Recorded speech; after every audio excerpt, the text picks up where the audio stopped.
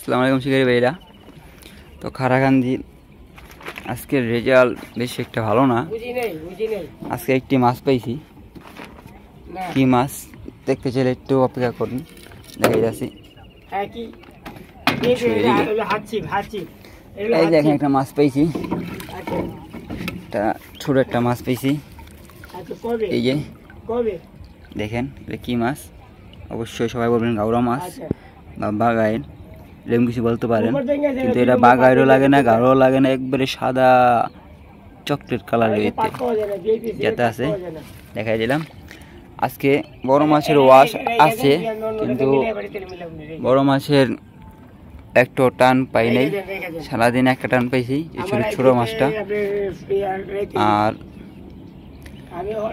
যারা মাছ মারতে আসতে যান খারাকান্দি, এখন আইসেন না, এখন পানি ওরকম কিলো হয় নাই। পানি এখন তো অনেক স্রোত কমলে তখন এই মাছ বড় বড় মাছটি খায় বা মাছ জমে পয়েন্টে। এখন পয়েন্টে মাছ জমার মতো কোনো ওয়ে নেই, অনেক স্রোত কাড়াল। যারা আসতে চান আরও 10 দিন পরে বা 15 দিন পরে আসেন, পুরো বড় শীতে আসবেন। শীতে আসলে একবার স্রোত পাবেন, আশা করি স্রোত কমবে। শীতের ভিতরে আসতে পারলে আপনার অনেক ভালো হয়। আজকে বড় মাছ এখন টান পাই নাই, সব ছোট মাছ।